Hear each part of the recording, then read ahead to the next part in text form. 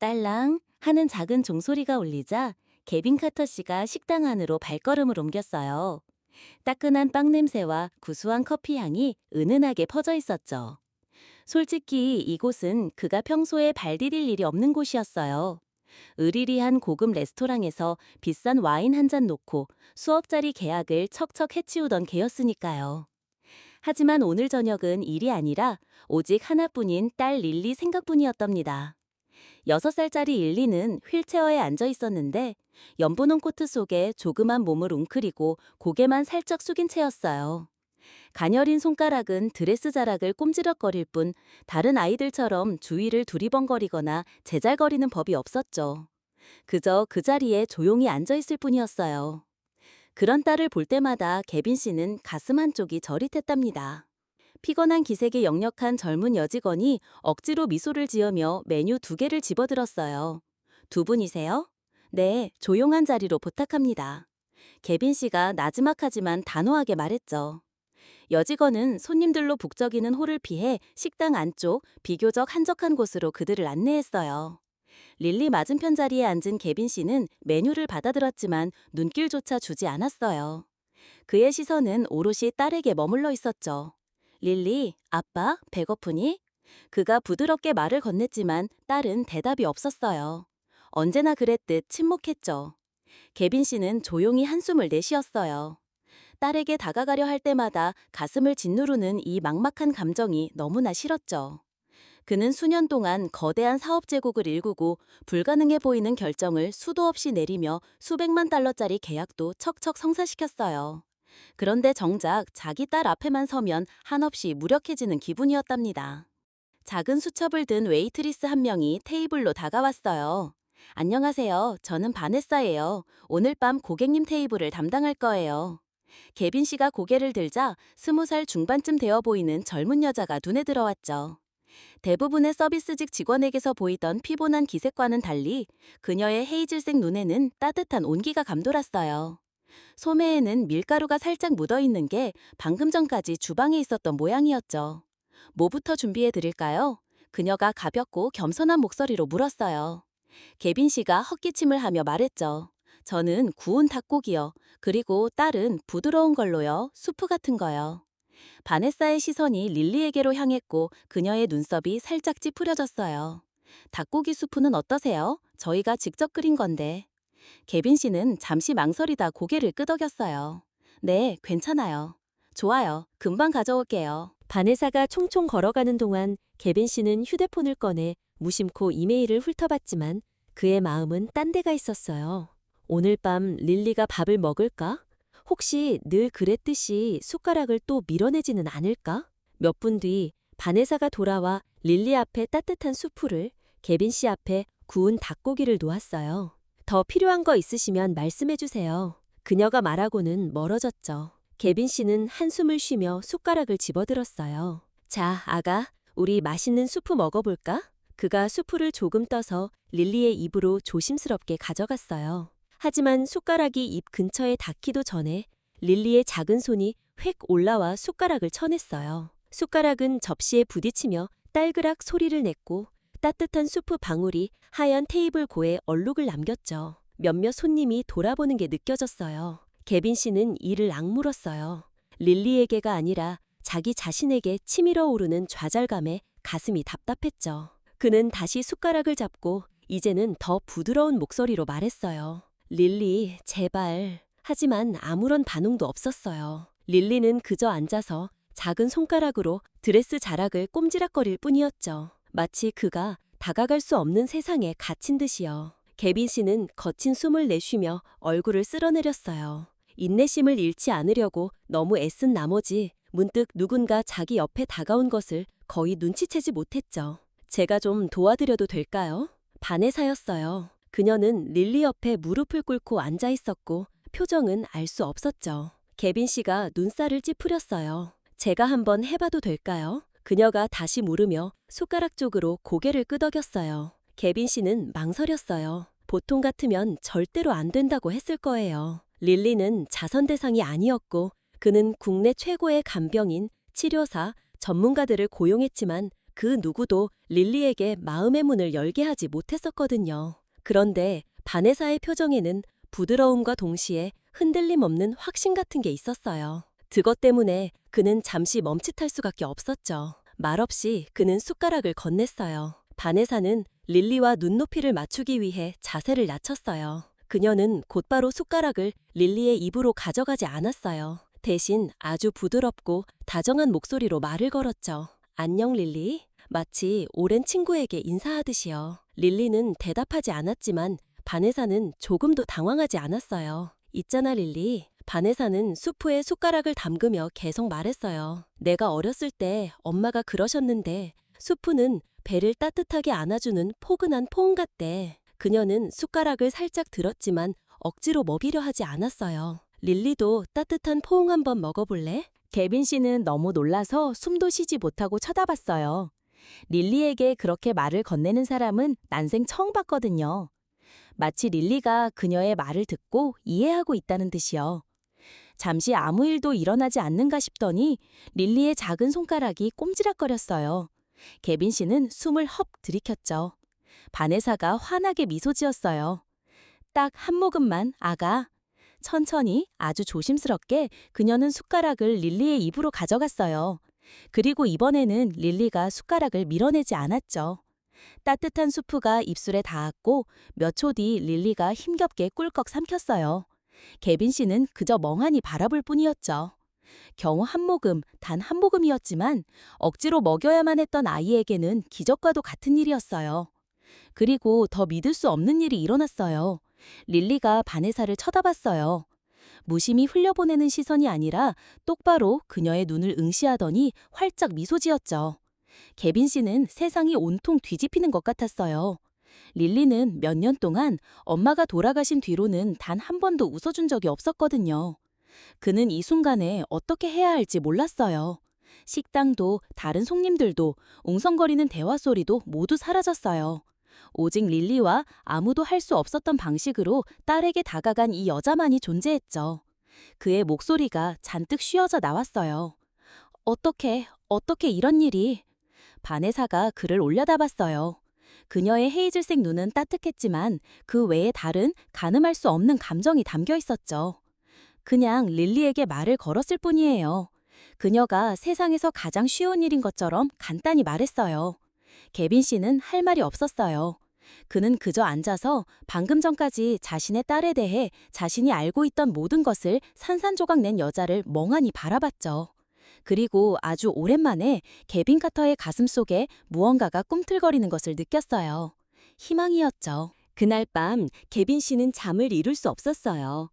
릴리를 집에 데려다 주고 침대에 재운 뒤 서재로 돌아온 한참 뒤까지도 바네사가 딸 옆에 무릎 꿇고 앉아있던 그 모습이 머릿속을 떠나지 않았죠. 릴리에게 말을 건네던 방식, 릴리가 반응했던 방식, 그리고 그 미소까지요. 릴리는 엄마가 죽은 뒤로 누구에게도 웃어준 적이 없었거든요. 개빈 씨는 책상에 앉아 손에 든 위스키 잔을 멍하니 바라봤어요.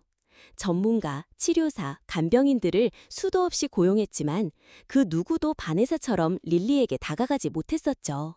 작은 식당의 웨이트리스라니 대체 그녀는 누구일까? 그는 휴대폰을 집어들었고 잠시 망설이다 비서에게 전화했어요. 바네사 레인이라는 여자에 대해 아는 모든 걸 알아봐줘. 그가 단호하게 말했죠. 다음 날 저녁 개빈 씨는 다시 그 식당으로 향했어요. 전날 밤보다 한결 조용했죠. 저녁 식사 시간이 끝나가고 있었거든요. 그는 뒤편에서 테이블을 치우는 바네사를 발견했어요. 소매를 걷어붙였고 뼈에는 밀가루가 살짝 묻어 있었죠. 그녀는 빠르고 능숙하게 움직였어요. 마치 오랫동안 이 일을 해온 사람처럼요. 개빈 씨는 곧바로 그녀에게 다가갔어요. 그가 다가오자 그녀는 놀라서 고개를 들었죠. 카터 씨, 바네사. 그의 목소리는 알 수 없었어요. 우리 얘기 좀 해야겠어요. 그녀는 앞치마에 손을 닦으며 다른 손님들을 흘끗 봤어요. 지금 일하는 중인데요. 오래 걸리지 않을 겁니다. 바네사는 한숨을 쉬더니 다른 사람들의 시선을 피해 서비스 공간 쪽으로 따라오라는 듯 손짓했어요. 개빈 씨는 시간을 낭비하지 않았죠. 어젯밤 릴리한테 정말 대단했어요. 바네사는 눈을 깜깜였어요. 그런 말을 예상하지 못했던 거죠. 그녀는 어깨를 으쓱하며 말했어요. 그냥 환자가 아니라 아이처럼 대했을 뿐이에요. 바로 그거예요. 침묵이 그들 사이에 흘렀어요. 개빈 씨는 그녀를 조심스럽게 살폈어요. 망설임이나 숨기는 게 있는지 찾아보려고요. 혹시 릴리 같은 아이들과 일해본 경험이 있죠? 그가 물었어요. 바네사가 순간 굳어졌어요. 그녀는 고개를 저으며 말했어요. 그냥 예전에 베이비시터를 했었어요. 그게 다예요. 개빈 씨가 눈을 가늘게 떴어요. 거짓말 하는군요. 바네사의 입술이 굳게 다물렸어요. 봐요. 뭘 암시하는지는 모르겠지만 제가 좀 알아봤어요. 개빈 씨가 차분하지만 단호한 목소리로 말을 잘랐죠. 뉴욕대에서 특수교육을 전공했고 과수서까지 했더군요. 바네사의 숨이 턱 막혔어요. 그리고 2년 전 갑자기 자퇴했어요. 개빈 씨는 그녀를 유심히 지켜보며 말을 이었어요. 아무런 설명도 기록도 없이 사라졌죠. 그런데 지금은 웨이트리스로 일하고 있네요. 바네사의 손이 옆구리에서 주먹을 꽉 쥐었어요. 그게 당신이랑 무슨 상관인데요? 그녀가 나지막에 말했죠. 개빈 씨는 살짝 몸을 기울였어요. 상관 있어요. 내 딸을 웃게 만든 유일한 사람이 바로 당신이니까. 바네사가 움찔했어요. 아주 미세했지만 개빈 씨는 그걸 봤죠. 잠시 동안 둘 다 아무 말도 하지 않았어요. 그러다 개빈 씨가 한숨을 쉬었어요. 나랑 같이 일해요. 바네사의 고개가 번쩍 들렸어요. 뭐라고요? 릴리 간병인이 돼달라는 거예요. 개빈 씨가 말했어요. 릴리가 당신을 믿고 당신에게 반응해요. 그의 목소리가 부드러워졌어요. 릴리에게 당신이 필요해요. 바네사는 그를 쳐다봤어요. 표정은 읽을 수 없었죠. 그러더니 픽 웃었어요. 하지만 거기에는 웃음기가 전혀 없었죠. 당신은 저를 알지도 못하면서 저를 고용하는 게 좋은 생각이라고 생각해요? 그녀가 고개를 저으며 말했죠. 나는 충분히 알아요. 개빈 씨가 반박했어요. 당신이 똑똑하고 인내심 강하고 과거를 떠나온 이유가 뭐든 간에 그 일을 잘하지 못해서는 아니라는 걸 알아요. 바네사는 거친 숨을 들이쉬며 처음으로 시선을 돌렸어요. 개빈 씨는 그녀의 눈에서 무언가를 봤어요. 깊고 말할 수 없는 아픔을요. 못해요. 그녀가 속삭였어요. 개빈 씨가 눈살을 찌푸렸어요.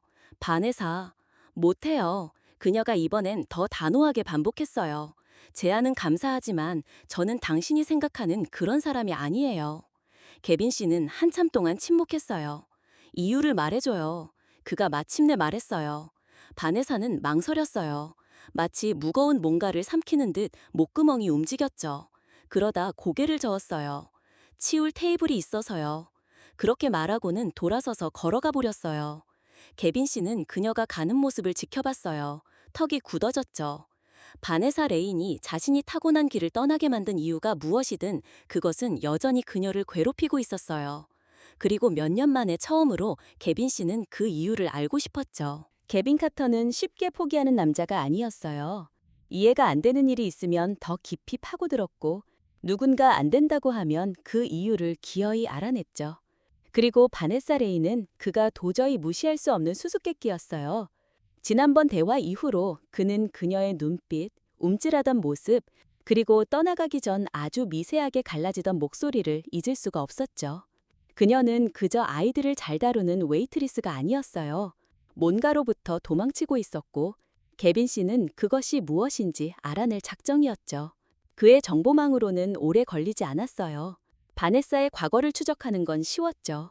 그녀는 뉴욕대에서 특수교육 및 치료를 전공한 수재 중의 수재였어요.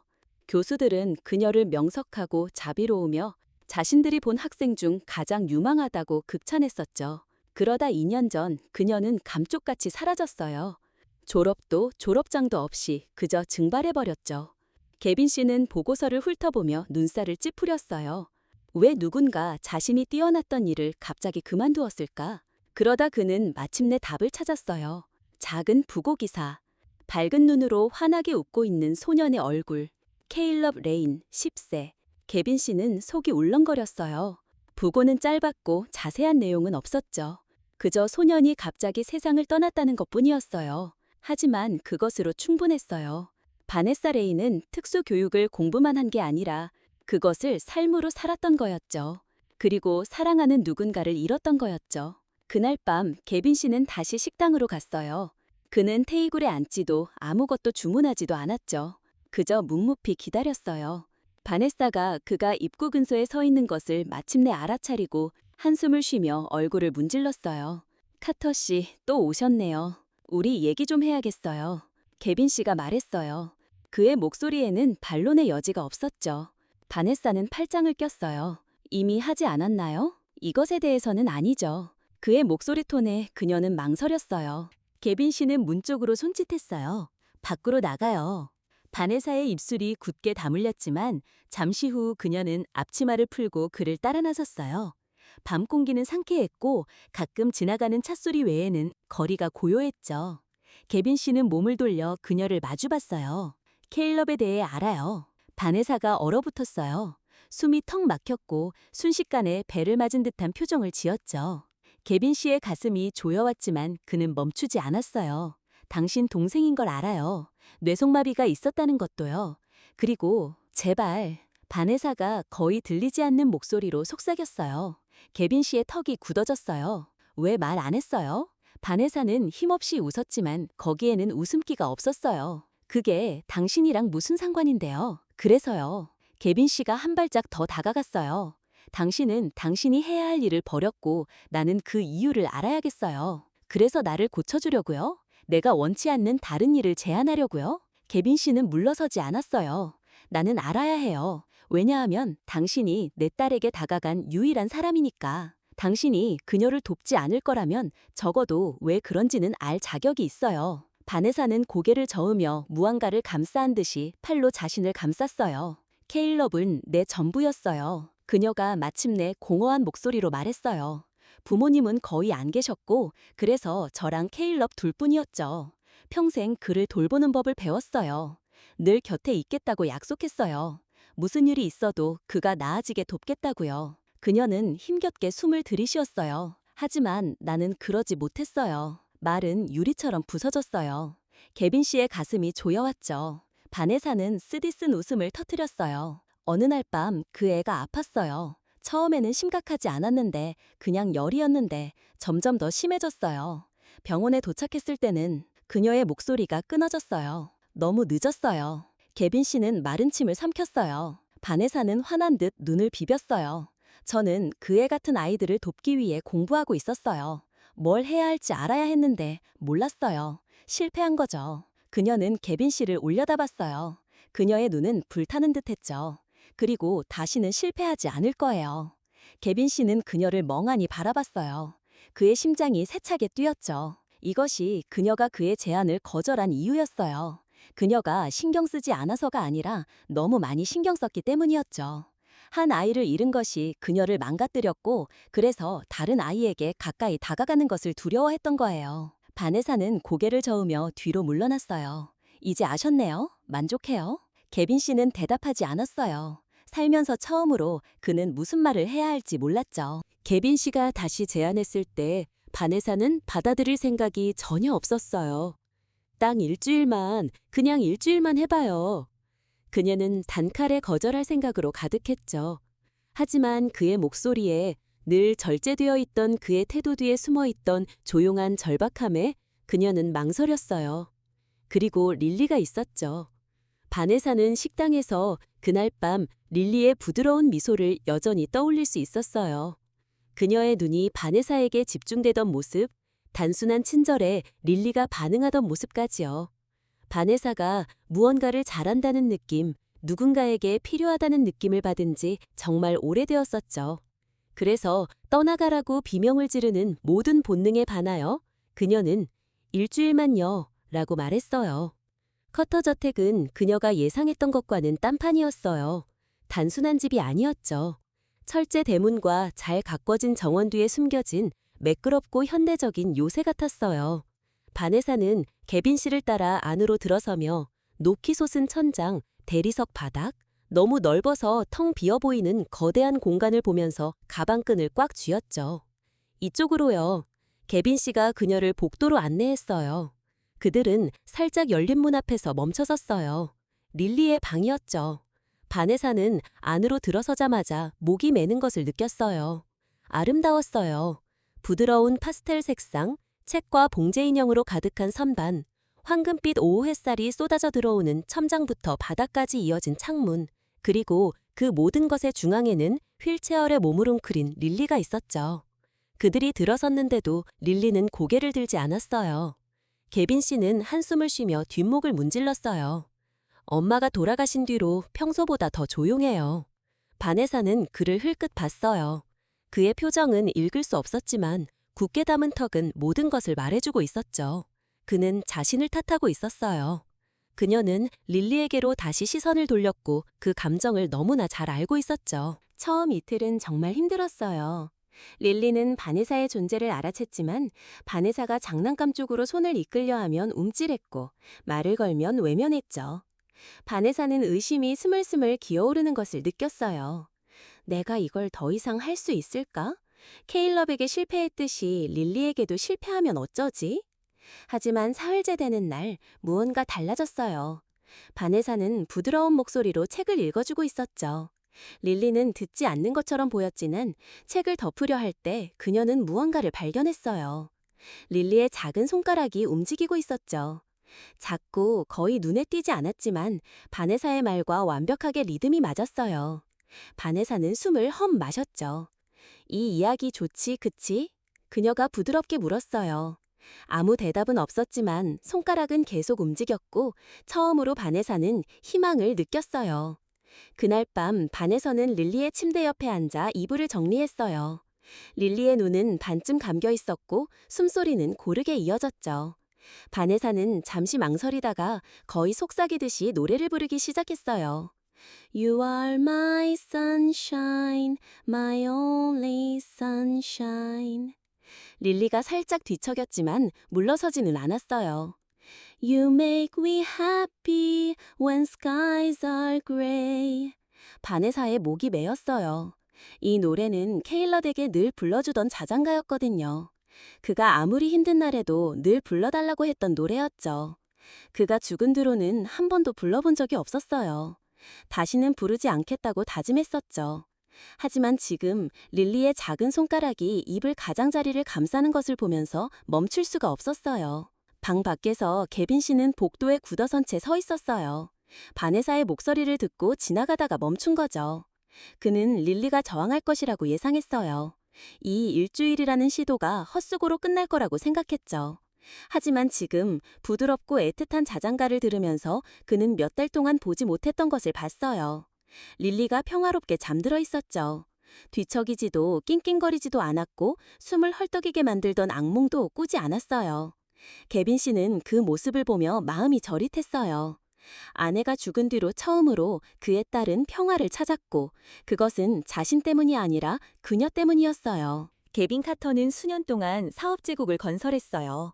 수백만 달러에 달하는 계약을 성사시켰고 세상에서 가장 무자비한 사업가들과 협상했으며 부도 위기에 처한 회사들을 대기업으로 탈바꿈시켰죠.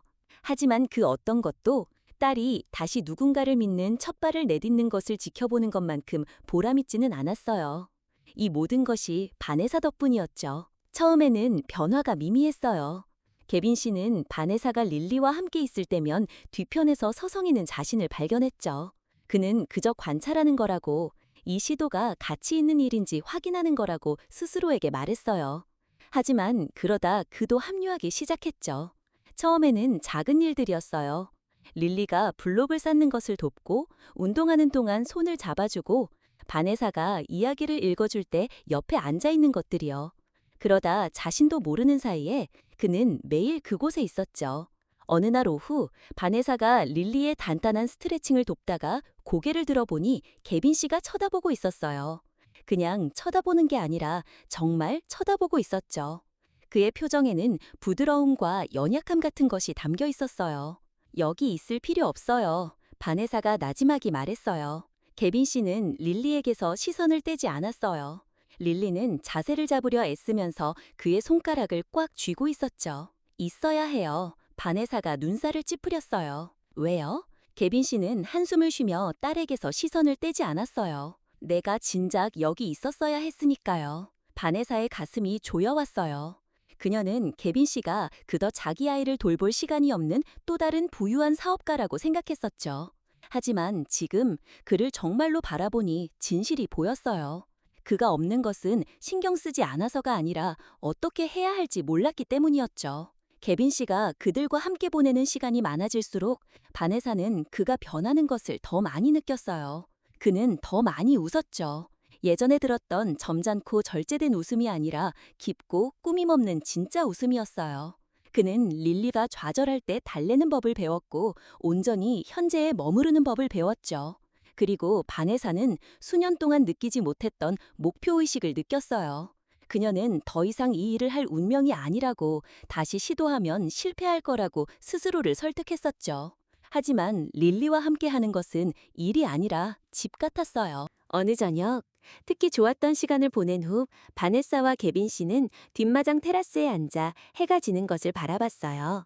릴리는 이미 지치고 행복한 채로 잠들어 있었죠.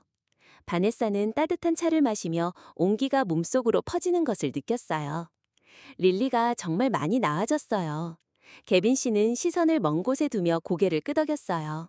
당신 덕분이에요. 바네사가 고개를 저었어요.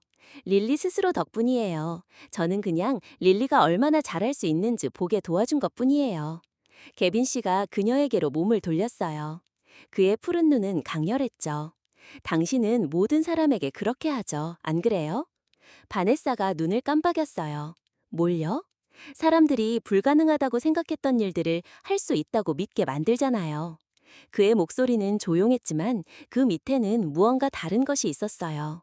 바네사는 아직 이름을 붙일 준비가 되지 않은 묘한 감정이었죠. 그녀는 시선을 돌렸어요.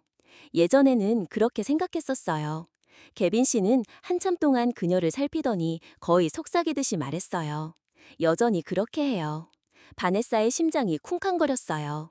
그를 만난 이후 처음으로 그녀는 개빈 카터를 억만장자나 냉담한 아버지가 아닌 한 남자로 보았고 그것이 그녀를 두렵게 만들었죠. 너무도 빨리 일어난 일이었어요. 한순간 그들은 말없는 공기로 가득 찬 채 앉아 있었고 다음 순간 개빈 씨가 그녀의 손을 잡았죠. 그녀는 손을 빼지 않았어요. 그의 손가락이 그녀의 손등을 따라 가볍게 조심스럽게 움직였죠. 바네사. 그가 나지막이 불렀어요. 그녀가 고개를 들었고 그러자 그가 그녀에게 키스했어요. 급하거나 강요하는 키스가 아니었어요. 천천히 조심스럽게 마치 그녀에게 멈출 시간을 주는 것처럼요. 하지만 그녀는 멈추지 않았죠. 짧고 은밀한 순간 동안 그녀는 그의 입술의 따뜻함, 그의 손이 그녀의 뺨을 감싸는 방식, 그녀의 손바닥 아래에서 느껴지는 그의 심장의 규칙적인 박동을 느끼게 내버려 두었죠. 그리고 현실이 들이닥쳤어요. 바네사는 몸을 움츠리며 물러났고 숨을 가쁘게 쉬었죠. 개빈 씨의 눈썹이 찌푸려졌어요. 바네사. 못하겠어요. 그녀가 속삭이며 갑자기 일어섰어요. 개빈 씨가 그녀를 잡으려 했지만 그녀는 한 발짝 뒤로 물러났어요. 죄송해요. 그녀는 고개를 저으며 더듬거렸어요. 이건 실수였어요. 그의 표정이 어두워졌어요. 실수라고요? 바네사는 말문이 막혔어요. 못하겠어요, 개빈. 그가 일어섰고 그의 시선에는 좌절감이 스쳐 지나갔어요. 왜요? 못하니까요. 그녀의 목소리가 끊어졌어요. 그녀는 숨을 들이쉬고는 뒤에 있는 난간을 꽉 잡았어요. 내가 소중하게 생각하는 사람을 또 잃고 싶지 않아요. 개빈 씨의 표정이 부드러워졌어요. 바네사. 하지만 그녀는 이미 돌아서서 안으로 물러나고 있었어요. 개빈 씨는 그곳에 서서 심장이 세차게 뛰는 것을 느끼며 몇 년 만에 처음으로 더 이상 혼자 있고 싶지 않다는 것을 깨달았죠. 바네사는 수년 동안 자승을 둘러싼 벽을 쌓아왔어요. 거리가 더 안전하고 너무 많이 신경 쓰는 것은 상실로만 이어진다고 스스로를 설득했었죠. 하지만 어쩐 일인지 자신도 모르는 사이에 개빈 씨와 릴리가 그 틈새를 비집고 들어왔고 그것이 그녀를 무엇보다 두렵게 만들었어요. 다음 날 아침 그녀는 결심을 굳히고 개빈 씨의 사무실로 걸어 들어갔어요. 심장이 갈비뼈에 부딪히듯 쿵쾅거렸고 손은 옆구리에서 주먹을 꽉 쥐고 있었죠. 그는 책상에서 고개를 들었고 놀란 표정이었어요. 바네사? 그녀는 잠시 숨을 멈췄어요. 그만둘 거예요. 그 말은 목구멍에서 칼날처럼 느껴졌지만 그녀는 억지로 뱉어냈어요. 개빈 씨의 표정이 어두워졌어요. 그는 의자에 기대어 팔짱을 꼈죠. 다시 말해봐요.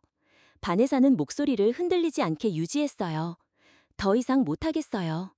개빈 씨의 턱이 굳어졌어요. 왜요? 너무 많이 신경 쓰니까요. 너무 두려우니까요. 당신을 잃을 장법을 모르니까요. 하지만 그녀는 그렇게 말할 수 없었어요. 대신 그녀는 억지로 어깨를 살짝 으쓱했어요. 늘 임시적인 거였어요. 영원히 머무를 생각은 없었어요. 개빈 씨의 눈에 무언가 읽을 수 없는 것이 스쳐 지나갔어요. 그게 다예요. 그냥 떠나겠다는 거예요. 반에사는 고개를 끄덕였어요. 속이 아프게 뒤틀렸지만요. 네, 개빈 씨는 거친 숨을 내쉬며 고개를 저었어요.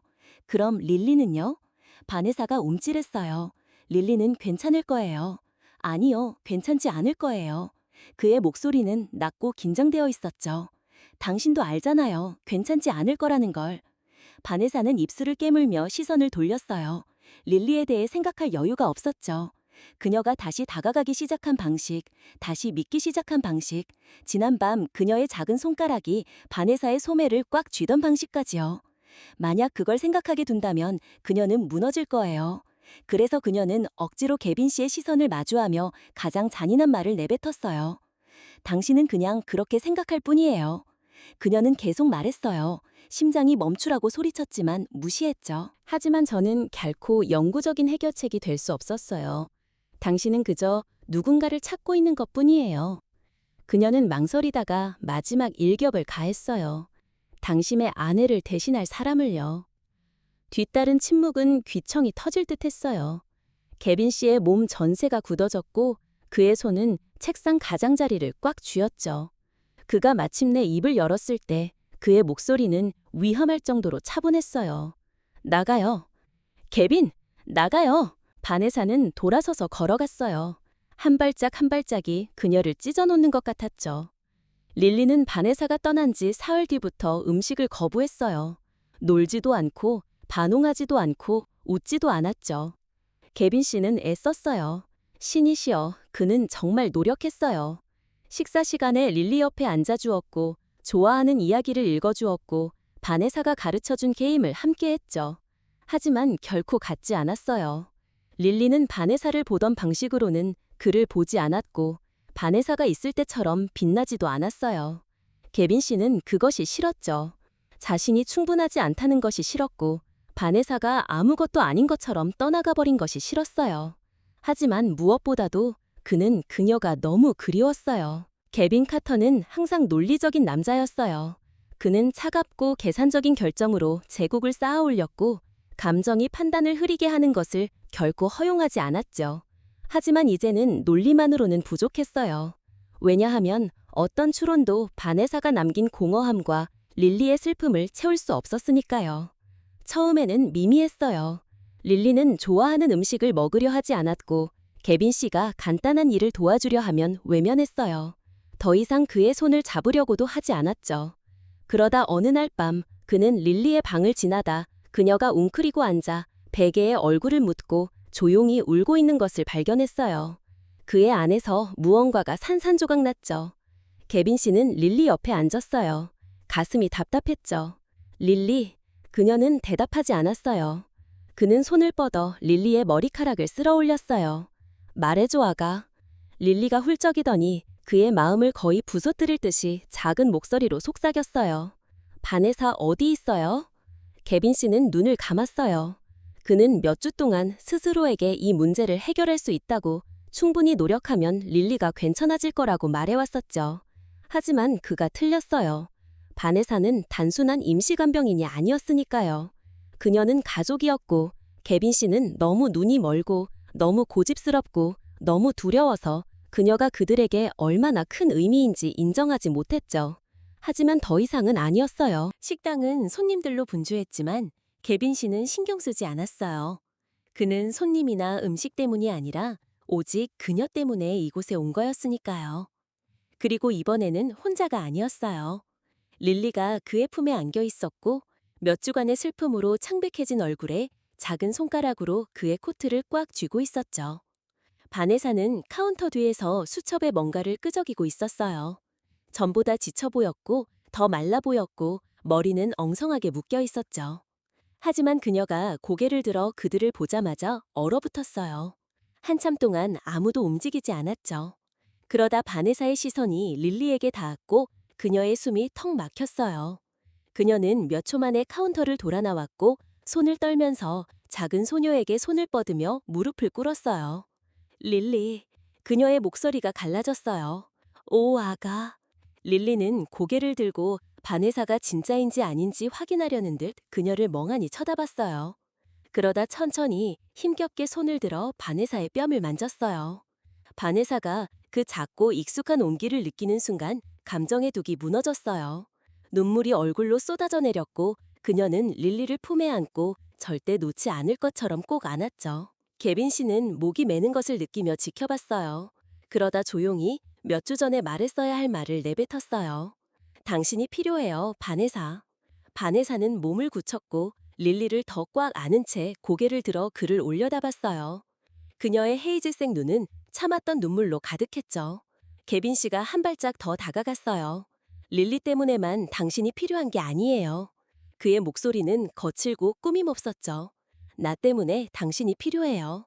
바네사의 숨이 턱 막혔지만 아무 말도 나오지 않았어요. 그녀는 그를 믿고 싶었어요.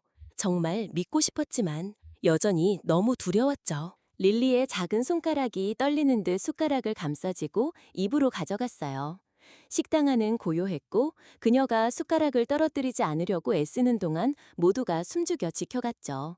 그러다 생전 처음으로 그녀는 혼자서 한 숟가락을 먹었어요. 작고 망설이는 동작이었지만 개빈 씨와 바네사에게는 전부와도 같은 일이었죠. 릴리는 놀라서 눈을 깜빡이더니 눈을 크게 뜨고 바네사를 올려다봤어요. 바네사의 목이 메었어요. 해냈어, 아가. 개빈 씨는 천천히 숨을 내쉬며 얼굴에 미소를 지었어요. 정말 해냈어. 릴리가 나지막이 웃었죠. 개빈 씨가 그렇게 오랫동안 듣지 못했던 소리였어요. 그리고 그 순간 그는 깨달았어요. 바네사가 릴리를 위해 해준 것만이 아니었죠. 그녀가 그를 위해 해준 것이기도 했어요. 아내가 세상을 떠난 뒤로 처음으로 그는 다시 누군가를 사랑하는 것을 두려워하지 않았죠. 그는 주머니에 손을 넣어 며칠 동안 가지고 다니던 작은 벨벳 상자를 꽉 쥐었어요. 바네사는 여전히 행복의 눈물을 닦으며 그에게로 몸을 돌렸어요. 뭐예요? 개빈 씨는 천천히 숨을 내쉬더니 그녀가 한마디 더 할 틈도 없이 무릎을 꿇었어요. 바네사의 숨이 턱 막혔어요. 나랑 결혼해줘요. 그가 부드럽게 말했어요. 바네사는 손으로 입을 막았어요. 순간의 중요성을 전혀 모르는 릴리는 손뼉을 치며 말했어요. 바네사, 응, 이라고 해. 바네사는 눈물 섞인 웃음을 터뜨리며 믿을 수 없다는 듯 고개를 저었어요. 개빈 씨는 그녀의 손을 잡았어요. 그의 손길은 단호하고 흔들림이 없었죠. 사랑해요. 그가 간단히 말했어요. 릴리의 삶뿐만 아니라 내 삶에도 당신이 있기를 원해요. 바네사의 눈에 다시 눈물이 가득 찼지만 이번에는 두려움이 아니었어요. 뭔가 다른 것, 새로운 것, 안전한 것이었죠. 그녀는 힘겹게 숨을 내쉬더니 속삭였어요. 응. 개빈 씨는 그녀의 손가락에 반지를 끼워 주었고 그러더니 그녀를 품에 안고 꽉 끌어안았어요. 릴리가 옆에서 환호했죠. 몇 년 만에 처음으로 그들은 그저 살아남으려 애쓰는 세 명의 부서진 사람들이 아니었어요. 그들은 가족이었습니다. 사랑은 그저 누군가를 찾는 것이 아니라 그 사람을 몇 번이고 다시 선택하는 것입니다. 개빈 씨는 사랑이 영원히 사라졌다고 믿으며 수년 동안을 보냈고 바네사 역시 사랑은 너무 고통스러워서 다시 위험을 감수할 수 없다고 스스로를 설득하며 똑같이 오랜 시간을 보냈죠. 하지만 결국 두려움에 관한 것이 아니었어요. 집을 가득 채우는 릴리의 웃음소리, 다시 사랑할 용기를 찾은 개빈 씨, 그리고 자신이 사랑하는 모든 사람을 잃을 운명이 아니라는 것을 깨달은 바네사에 관한 것이었죠. 왜냐하면 진정한 사랑은 그저 끌림에 관한 것이 아니라 희생, 신뢰, 그리고 가장 예상치 못한 곳에서 가족을 찾는 것에 관한 것이니까요. 이 이야기가 여러분의 마음에 닿았다면 그날의 이야기를 구독하고 좋아요를 누르고 공유하는 것을 잊지 마세요. 사랑, 회복력, 그리고 두 번째 기회의 힘을 상기시켜주는 더 많은 감동적인 이야기를 만나보세요. 왜냐하면 때로는 우리가 찾은 가족이 우리가 태어난 가족보다 훨씬 더 강력하니까요.